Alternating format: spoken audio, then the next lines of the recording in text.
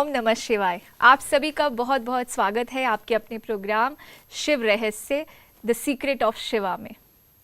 हम बात कर रहे हैं शिव भगवान से जुड़े हुए उन रहस्यों की जो अभी तक अनछुए थे। धीरे धीरे हम एक एक रहस्य को खोलते चले जा रहे हैं और हमारी समझ को बढ़ाते चले जा रहे हैं। पिछली बार हमने शंकर जी के ऊपर बात की, उनके अलंकारों को समझा, उनके पीछे के महत्व को समझा। अब इसी कड़ी को आगे बढ़ाते हैं और जानते हैं कि उनके साथ जुड़ी हुई जो छोटे छोटे अलंकार हैं उनके पीछे का और क्या रहस्य है। हमारे साथ हैं हर बार की तरह बीके राजीव भाई जी, जो कि एक स्कॉलर और रिसर्चर है। उनका स्वागत करते हैं। ओम शांति भाई साहब। ओम शांति भाई साहब, पिछली कड़ी में हमने बहुत सुंदर तरीके से मेरी समझ जो क्लियर हुई, जिसमें हमने जाना कि शंकर को जो जटाधारी बोलते हैं उसके पीछे का रहस्य क्या है, चंद्र जो है उसका क्या रहस्य है, और आपने सर्प का भी रहस्य बताया, तीसरी आँख का रहस्य बताया। अब एक और चीज़ जो शंकर जी में बहुत आम देखी जाती है, जिनको हम महाकाल बोलते हैं, भस्म जो है वो उनकी बॉडी पे हर तरफ देखी जाती है। इसके पीछे का क्या रहस्य है? देखिए, हमारे परंपरा में मैंने बताया कि जो सारी बातें आती हैं कहीं ना कहीं वो अलंकारिक बात उस देव की गुणों को दर्शाती है। तो भस्म जो है ये दो बातों का प्रतीक है कि एक तो संसार जो है नश्वर है, तो नश्वरता और वैराग्य का प्रतीक है। हमें स्मरण रखना चाहिए कि एक दिन हम सभी को, आज नहीं तो कल, जाना है, शमशान में ही जाना है। तो भस्म इस बात का सूचक है कि संसार नश्वर है, और अगर इस नश्वरता का भाव हम मन में रखते हैं तो हम किसी से जल्दी अटैच नहीं होंगे। तो भस्म ये बात को दर्शाता है कि वैराग्य और नश्वरता, और इस भाव को जब भी इस भाव को रखते हुए इस जगत में, इस संसार में हम कर्म में आएंगे तो कर्म करते भी हम न्यारे और डिटैच रहेंगे। तो हमारी इस वैराग्य वृत्ति को कहीं ना कहीं दर्शाता है। इसलिए महादेव जी को सब जगह बताते हैं भस्म से जो है हर जगह, यहाँ तक कि कई कई मंदिरों में, यहाँ तक जैसे महाकालेश्वर मंदिर में आपने देखा होगा, शमशान की जो भस्म होती है, उस भस्म को जो है कहीं ना कहीं उसे शिवलिंग को जो है शिवलिंग पे चढ़ाया जाता है। बिल्कुल जी। तो भस्म वैराग्य का प्रतीक, वैराग्य का प्रतीक, नश्वरता का प्रतीक, मोह से अपने आप को मुक्त। क्योंकि आज के संसार में हम कहीं ना कहीं अपने जॉब से, बच्चों से अटैच्ड हैं। प्यार कोई प्रॉब्लम नहीं है, भगवान तो प्यार का सागर है। प्रॉब्लम अटैचमेंट है, क्योंकि प्यार से भी हम बिल्कुल बिल्कुल निस्वार्थता। लेकिन हमने क्या किया आजकल, प्यार और अटैचमेंट को मिक्स कर दिया है। प्यार बांधता नहीं है, मुक्त करता है। प्यार निस्वार्थ होता है, मोह स्वार्थ होता है। तो उस स्वार्थ, उस मोह के बंधनों को काटने के लिए मन में ये स्मरण रखना बहुत आवश्यक है कि भस्म अर्थात वैराग्य और साथ साथ में संसार की नश्वरता, डिटैचमेंट, इस चीज को अगर हम स्मरण में रखकर फिर हम अपने कर्म क्षेत्र में आएंगे तो हम डिटैच भी रहेंगे और वो संतुलन बनाकर रख पाएंगे। बहुत सुंदर भाई साहब। आज नहीं तो कल खत्म हो ही जाएगा। पर हम क्या करते हैं कि जब इस संसार में आते हैं ना, तो इस भाव में इतने बह जाते हैं, उस प्रवाह में इतने बह जाते हैं कि हमें इसका स्मरण नहीं रहता है। लेकिन शिव जी को स्मरण है, वो गुण कहीं ना कहीं वैराग्य का महादेव ने प्राप्त किया है। इसलिए कई बार आपने देखा होगा कि महादेव को भी उनका निवास स्थान शमशान में भी दिखाया जाता है। जी बिल्कुल। इसलिए कहते हैं भूत प्रेत भी उनकी पूजा। हाँ, पर लोगों ने उसका आध्यात्मिक अर्थ ना समझकर बताते हैं कि उसका बहुत सारा अर्थ का अनर्थ हुआ, और लोग अलग अलग, और लोगों ने फिर अलग अलग उसका मीनिंग भी बताया कि हम भस्म लगाएंगे तो उसका टेम्परेचर और इससे क्या लेना देना है। That is a very different thing. उसकी अपनी विशेषताएं होंगी, मैं मना नहीं करता हूँ, लेकिन इसका आध्यात्मिक रहस्य जो है हमें सही मायने में उठाकर अपने जीवन को परिवर्तन करने में लगा सकते हैं। बहुत सुंदर राजीव भाई। एक और चीज़ मैंने शंकर जी की कथाओं में सुनी है कि जब मंथन हुआ था, समुद्र मंथन हुआ था, तो जहर निकला था, तो वो कोई देवता नहीं ले पा रहा था और शिव जी ने उसे पिया, तो इसलिए उनको नीलकंठ के नाम से भी जाना जाता है। तो इसके पीछे का क्या रहस्य है? देखिए, देखा जाए कि जब नीलकंठ की बात करते हैं, कभी भी हम चित्र दिखाते हैं तो शिव जी का गला जो है नीला दिखाया जाता है जी। और हम सब जानते हैं कि समुद्र मंथन से विष निकलता है। तो वास्तव में ये विष इस संसार में जो मौजूद जो विकार हैं, 5 विकार जो बताते हैं विकार है, महादेव या शिव जी क्या करते हैं, उस विकारों को बहुत ही सहजता से क्या किया, जिसे कोई धारण नहीं कर पाया, ना असुर ना देवता, कहानियों में बताते हैं। क्योंकि सब कॉम्प्रोमाइज और त्याग करने के लिए तैयार नहीं थे, सबको अमृत चाहिए था। बट ये इनकी त्याग भावना को दिखाता है। शिव ने क्या किया, उस हलाहल, इस विकार रूपी विष को बहुत ही सहजता से पी लिया। लेकिन मैं एक और बात बताता हूँ, पी लिया मतलब उसे पेट तक नहीं जाने दिया, हाँ, केवल यही कंठ था। में धारण किया। जी जी जी। तो कहीं ना कहीं ये उनके उस एक्सेप्टेंस की जो वृत्ति है उसको कहीं ना कहीं सूचित दर्शाता है। क्योंकि आज के युग में देखा जाए, देखिए दो चीज़ है, दो बातों को दर्शाता है। एक तो उनका त्याग, आज चाहे तो वो भी अमृत या और सब चीज़ों का लाभ ले सकते थे जी, लेकिन उन्होंने एक संतुलन बनाए रखने के लिए उन्होंने एक सेक्रीफाइस किया, कुर्बानी की, और उस कुर्बानी का परिणाम ये हुआ कि वो नीलकंठ से लोग उनको याद करते हैं। तो हमारी कुर्बानियाँ, हमारा त्याग जो है ना वो बहुत महत्व का है। एक तो त्याग को सूचित करता है, दूसरा विष को उन्होंने गले में धारण किया, उसे पेट तक नहीं पहुंचने दिया है। तो कहीं ना कहीं ये उनके एक एक्सेप्टेंस की वृत्ति को भी दर्शाता है। क्योंकि आजकल देखा जाए संबंधों में ना, हम किसी भी जो नेगेटिव या कुछ भी चीज़ें होती हैं, इमोशंस भी आते हैं, तो उनको हम एक्सेप्ट नहीं करते हैं। ये टॉलरेंस पावर भी, बिकॉज यहाँ तक जहर रोक के रखना, उसमें उसके लिए भी तो टॉलरेंस चाहिए। But do we have that much amount of tolerance? क्या हमारे अंदर उतनी सहनशीलता है? बट हम सहते नहीं हैं, देखा गया कि हम सप्रेस कर लेते हैं। तो यहाँ पे सहने का मतलब क्या होता है? कई बार लोग एक्सेप्टेंस का भी अलग मीनिंग देते हैं। एक्सेप्टेंस का मतलब पराजय नहीं हुआ जी, एक्सेप्टेंस का मतलब हार मानना नहीं हुआ जी। एक्सेप्टेंस का मतलब होता है जो इमोशन आ रहे हैं उसे वैसा का वैसा फेस करना, ना उससे भागना, ना उसको दबाना, लेकिन मतलब रियलिटी का सामना, खुद पे हावी नहीं होने रियलिटी देना। का सामना करना। सामना करने से क्या होगा कि जो उसका प्रवाह है वो कम हो जाएगा, और जब उसका प्रवाह कम होता है तब हमारी बुद्धि या विजडम जागृत होती है, और विजडम हमें उस परिस्थिति पे विजय प्राप्त करने में कहीं ना कहीं मदद दिलाती है। तो इनके एक्सेप्टेंस, टॉलरेंस और त्याग को दर्शाता है। तो मैं चाहूँगा कि दर्शकों को कि जब भी हम, मैं दर्शकों से अनुरोध करूँगा कि जब भी हम शिव जी के नीलकंठ को देखें ना, तो हमारे मन में एक इंस्पिरेशन आए, यस, जहाँ पे अगर कुर्बानी और त्याग की बात होगी उसमें मेरा नंबर सबसे पहला होगा।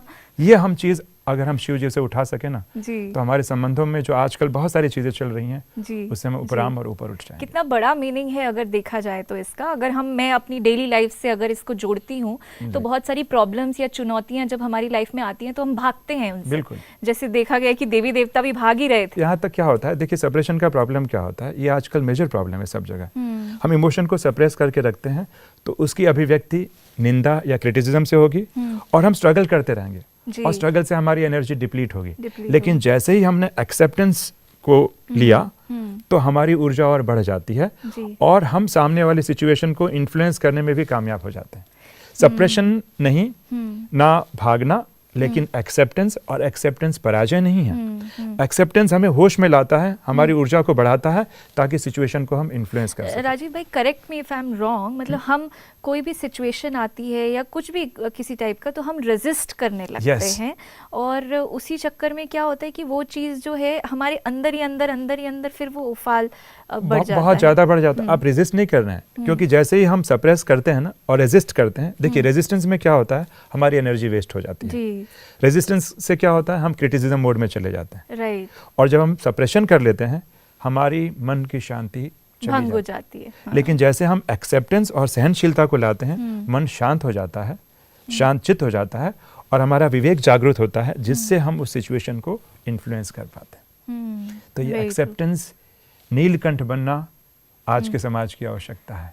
केवल ये महादेव तक सीमित ना रहे, शिव जी ने हमें शक्ति तो दी है, क्यों ना उस शक्ति को धारण करके अपनी सहनशीलता और एक्सेप्टेंस पावर को बढ़ाएं। बताइए, कितनी रहस्य वाली बात है, और मैं खुद अचंभव में हूँ कि हम महादेव को बाहर से तो पूज रहे हैं, लेकिन उनकी विशेषताओं को नहीं समझ पा रहे हैं, जो वो हमें बताना चाह रहे हैं, जो हमें अपने जीवन में धारण करनी है, हम उसे नहीं समझ पा रहे। उस विशेषता को अगर हम अपने जीवन में थोड़ा बहुत भी उतार लेना, ये हमारी सच्ची मायने में, सही मायने में भक्ति होगी, भक्ति या अर्चना या पूजा होगी। महादेव इससे खुश होंगे, शिव इससे खुश होंगे। जी, ये भी बहुत बड़ी बात है कि महादेव किससे खुश होंगे, ये भी मैं आपसे आगे जाके ज़रूर पूछूंगी। लेकिन अभी जब हम उनके सिंबोलिज्म की बात कर रहे हैं, तो उनके हाथ में डमरू भी दिखाया जाता है और एक तरफ त्रिशूल दिखाया जाता है, तो इसका भी मैं आपसे थोड़ा सा रहस्य जानना चाहूँगी। हाँ, देखिए, वास्तव में देखा जाए तो जब हम त्रिशूल की बात करते हैं तो हमारे देवी देवताओं के हाथ में जितने भी अस्त्र और शस्त्र हैं वो उनके शक्ति का परिचायक हैं। ओके। आपने देखा होगा कि जब दुर्गा देवी जो होती है, जब हम बात करते हैं तो इंटरनल पावर की बात कर रहे हैं, इट्स नॉट एक्सटर्नल पावर। वरना सोचिए, जितने भी वेपन्स जो दिखाए गए देवी देवताओं के, अगर केवल वो अस्त्र शस्त्र होते हैं, तो आजकल तो AK-47 और बहुत सारे वेपन्स हैं जो हाईली रिफाइंड है, why they will do that. तो वो उनकी शक्ति का परिचायक है। तो जो हम त्रिशूल दिखाते हैं, तो त्रिशूल में 3 शूल हैं। तो कहीं ना कहीं परमात्मा के स्थापना, विनाश और पालना, ये जो 3 कर्तव्य हैं, इस 3 कर्तव्यों को कहीं ना कहीं सूचित करता है। और त्रिशूल अर्थात जैसे मैंने बताया, जहाँ पे भी 3 चीज़ें आप देखती हैं, चाहे त्रिपुंड हो, चाहे त्रिशूल हो, ये परमात्मा के त्रिमूर्ति होने का सूचक है। परमात्मा शिव के 3 कर्तव्य और त्रिलोकीनाथ होने का भी सूचक है। तो ये त्रिशूल जो 3 जो शूल दिखाए जाते हैं, आपने देखा होगा कि उसके नीचे एक रॉड रहता है। त्रिशूल तब बनता है, एक रॉड रहता है जी। तो जो छड़ है त्रिशूल के नीचे का, वो उनकी दृढ़ता का प्रतीक है। और कई बार चित्रों में गड़ा हुआ त्रिशूल दिखाते हैं। वो गड़ा हुआ त्रिशूल उस अथॉरिटी का प्रतीक है, उस आधिपत्य का प्रतीक है। तो इस प्रकार त्रिशूल का एक यह आध्यात्मिक मीनिंग होता है। और कई बार लोग त्रिशूल को इस अर्थ में भी लेते हैं, कई लोग ये भी मानते हैं कि 3 प्रकार के दुख होते हैं, भौतिक, दैविक और आध्यात्मिक। ये 3 प्रकार के ताप, 3 प्रकार के जो दुख होते हैं, उससे भी मुक्ति मिलती है। तो त्रिशूल इस प्रकार से देखा जाए सार रूप में, तो कहीं ना कहीं उस शक्ति का परिचायक है जो महादेव ने शिव से अर्जित की है। और कुछ कुछ जैसे मैंने बताया कि बहुत सारे शिव जी के जो गुण है ना, वो महादेव में दर्शाने का प्रयास किया गया। जैसे उनका त्रिमूर्ति होना या त्रिलोकीनाथ होना, वो कहीं ना कहीं सिंबॉलिक वे में रिप्रेजेंट करने की कोशिश की गई है। ये इसीलिए शिव और शंकर को एक साथ दिखाया गया है शायद से, क्योंकि ये जो शिव जी के जो गुण हैं वो शंकर जी में ज्यादा दिखते हैं, बाकी देवताओं में इतने नहीं देखे जाते हैं। इसलिए शायद वो क्लोज रिजेम्बलेंस हो गया है। बिल्कुल। और जो आप पूछ रहे थे डमरू के बारे में जी, तो डमरू या नाद जो है किसका प्रतीक है? उस ज्ञान डमरू का प्रतीक है। लोगों ने देखा होगा कि लोग क्या करते हैं कि ना डमरू बता, पहले जमाने में हमने डमरू तब देखा था जब मदारी आता था, है ना, और बंदर को कंट्रोल करता था। तो डमरू कहीं ना कहीं उस ज्ञान नाद, उस ज्ञान ध्वनि का प्रतीक है कि उन्होंने उस ज्ञान नाद से, इस ज्ञान डमरू से कई आत्माओं को क्या किया था? जागृत किया था। तो ये जागृत उस ज्ञान से जगाने का भी प्रतीक है, या किसी को वश में उस ज्ञान से कंट्रोल करने का भी प्रतीक है। तो डमरू सहजता कहीं ना कहीं ये बताता है कि इस ज्ञान की ध्वनि को इस संसार में हम संचारित करें जो हमारे पास है। तो शिव से ज्ञान लेने के पश्चात उन्होंने इस ज्ञान नाद के द्वारा सोई हुई आत्माओं को उस अंधकार में, अज्ञान अंधकार की निद्रा से जागृत किया था। तो इस प्रकार डमरू जो है ज्ञान का प्रतीक है, ज्ञान से जगाने का प्रतीक। इसके साथ एक जनेऊ धारण किए हुए दिखाया जाता है शंकर जी को, तो जनेऊ के पीछे का क्या? बिल्कुल बिल्कुल, जितने भी छोटी छोटी चीजें हैं उनका एक आध्यात्मिक अर्थ है। अब जनेऊ जिसे यज्ञोपवीत भी कहा जाता है, तो कहीं ना कहीं अनुशासन और मर्यादा का प्रतीक है। आपने देखा होगा कई बार कंगन बांधा जाता है, जो चीजें सर्कुलर फॉर्म में यूजुअली बांधी जाती है वो कहीं ना कहीं डिसिप्लिन, मर्यादा का सूचक है, उनकी पवित्रता का सूचक है। इसलिए कई बार ब्राह्मणों को आपने देखा होगा, ब्राह्मण या जो भी देवी देवता हैं, तो जनेऊ इस बात का भी सूचक है कि उनकी पवित्रता, उनकी बताते हैं मर्यादा, अनुशासन, उसको उन्होंने कहीं ना कहीं बांध के रखा है, धारण करके। और इतना ही नहीं, ऐसे और भी छोटी छोटी चीजें हैं जो लोग नोटिस नहीं कर पाते हैं, मैं अभी आपके समक्ष रखूंगा। जैसे कि आपने देखा होगा कि महादेव जी जब तपस्या करते हैं तो किस चीज पे तपस्या करते हैं? किस पे बैठे रहते हैं? कैलाश पे, पत्थर पे। हाँ, पर सिर्फ पत्थर पे बैठते हैं कि कुछ और भी रहता है? हाँ, वो शेर का कुछ रहता है, शेर की खाल होती है। जी जी जी जी। तो शेर एक हिंसक प्राणी है जी, पर उन्होंने शेर की खाल पे बैठा हुआ दिखाना अर्थात इस बात का सूचक है कि उन्होंने हिंसक वृत्तियों को भी अपने कंट्रोल में रखा हुआ है। तो व्यक्ति आध्यात्मिक शक्ति या तपस्या के बल से, योग की शक्ति से इतनी शक्ति जागृत कर लेता है कि वो ऐसे हिंसक वृत्तियों को भी अपने वश में कर लेता है। और इतना ही नहीं, कई बार आपने ये भी देखा होगा कई कई जगह पर मृग छाल दिखाया जाता है जी, या मृग छाल लपेटे भी दिखाया जाता है जी। तो मृग छाल इस बात का प्रतीक है कि मृग अर्थात हिरन जो शांत रहता है कि चंचल रहता है? थोड़ा चंचल रहता है। हाँ। तो जो वृत्तियां जो बहुत चंचल हैं, ऐसे चंचल वृत्तियों को भी उन्होंने अपने एक सहजता से आसन बना लिया है। तो it reflects the control of mind. See the control of mind he is having. तो इस प्रकार देखिए वो भी उनके गुणों का कहीं ना कहीं क्या है? परिचायक है। इतना ही नहीं, आपने अगर गौर किया होगा कि महादेव जब तपस्या करते हैं उन्हें नग्न शरीर दिखाया जाता है ना, ऐसे नहीं कि कोई बहुत सारे कपड़े पहने हुए, ऐसे बाकी देवी देवताओं को एकदम सोने के कपड़ों में दिखाया जाता है, correct. शंकर जी को नहीं। हाँ, ये इस बात का सूचक है अगर देखा जाए कि जब आत्मा जब आती है तो आत्मा जब परम धाम से आती है तो उसे कोई कॉस्ट्यूम नहीं मिला रहता है। वो शुद्ध फॉर्म में आत्मा क्या है? अशरीरी है। अशरीरी। तो महादेव जी को इस प्रकार दिखाना ये इस बात का सूचक है कि वह आत्मिक अवस्था में स्थित है, उनके उस अशरीरी अवस्था का परिचायक है। राइट। इतना ही नहीं, जब वो तपस्या करते हैं तो आपने देखा होगा अशरीरी रहते हैं और साथ में उनके कमंडल भी रहता है। तो कभी हमने सोचा कि कमंडल कौन से काम में आता होगा? भिक्षा के। सोचने वाली बात है। कमंडल, तो कमंडल वास्तव में ये बुद्धि रूपी उस पात्र का सूचक है। और उस कमंडल में जो जल है वो ज्ञान जल है, जिसके छींटे से सोई हुई आत्मा जैसे क्या होती है, अज्ञान अंधकार से जाग उठती है। तो कमंडल उनके उस बुद्धि रूपी पात्र का प्रतीक है। तो हमारी उस बुद्धि रूपी पात्र इस प्रकार हो, और उस प्रकार से हम ईश्वरीय ज्ञान को धारण करें, जिसके छींटे से सोई हुई आत्माओं को हम जागृत कर सकें। तो इस प्रकार एक छोटी छोटी बातें, चाहे उनका पद्मासन में बैठना उनकी तपस्या को दर्शाता है। तपस्या की मुद्रा में ये भी दिखाया जाता है कि उनके आधे नेत्र खुले हुए हैं जी। तो इस प्रकार वो उनकी डिविनिटी, उनकी वो आध्यात्मिक अवस्था का सूचक है कि कर्म करते हुए वो उस फील में है। जब उस फील में, उस आध्यात्मिकता की ऊंचाई में है कि अर्ध नेत्र, आधे नेत्र खुले हुए हैं, दैट रिफ्लेक्ट्स द डिविनिटी, उनकी उस दिव्यता को उजागर करता है। तो इस प्रकार आप देखेंगे कि जितने भी अलंकार जो हैं, जो महादेव के साथ जोड़े गए हैं, शिव का कहीं ना कहीं शंकर जी के साथ तादात्म्य कर दिया गया है, कहीं ना कहीं वो उसको आइडेंटिफाई कर दिया गया है। तो भी इसके बावजूद भी वो सारी की सारी चीज़ों को अगर अपने जीवन में हम धारण कर लें, एक चीज़ को भी धारण कर लें, हमारा पूरा जीवन बदल सकता है, परिवर्तन आ सकता है। जी बिल्कुल। तो यहाँ जीवन परिवर्तन की बात है, केवल मात्र पूजा तक सीमित नहीं है। सीमित नहीं। और सच्ची पूजा तब होगी जी, महादेव की या हम शिव जी की तभी पूजा सच्ची कर पाएंगे, और वो तभी हमसे प्रसन्न हो पाएंगे। उन्हें असुतोष कहा गया, जल्दी प्रसन्न होने वाले। वो तभी प्रसन्न होंगे जब उन गुणों में से अगर कुछ भी गुण, थोड़ा भी गुण हम धारण करें। हाँ, तो क्यों ना इस शिवरात्रि में एक दृढ़ संकल्प लें जी, एक प्रतिज्ञा करें कि मेरे आदर्श जब ऐसे हैं, मेरे इंस्पिरेशन ऐसे हैं, तो क्यों ना उनसे मैं कुछ गुण अपने जीवन में धारण करूं। इंस्टेड ऑफ कंपेयरिंग अदर्स, दूसरों को हम कंपेयर करते हैं। जी जी जी। उससे कंपेयर करने के बदले क्यों ना हम अपना स्टैंडर्ड इतना हाई सेट करें, राइट, कि हमारा जीवन परिवर्तन हो सके। बिल्कुल। और वही राइट वे है।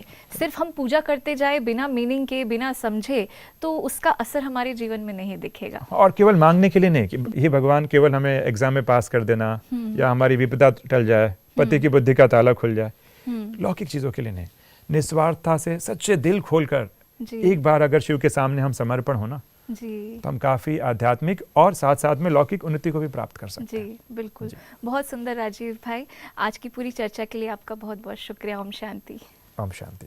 तो दोस्तों, इस महाशिवरात्रि मुझे तो बहुत कुछ सीखने को मिल रहा है, और मेरी महाशिवरात्रि बहुत स्पेशल जाने वाली है, क्योंकि मैं इन छोटी छोटी चीज़ों को अपने जीवन में धारण करने वाली हूँ। आप पूजा करें, सब करें, विधि से करें, लेकिन इसके साथ साथ उन गुणों को भी धारण करें जो भगवान हम में देखना चाहते हैं। और जब हम इस विधि से भगवान को खुश करेंगे, which is the right way, तो भगवान अपने आप वरदानों की वर्षा आपके ऊपर करेंगे। फिर मिलेंगे अगली कड़ी में। ओम नमः शिवाय।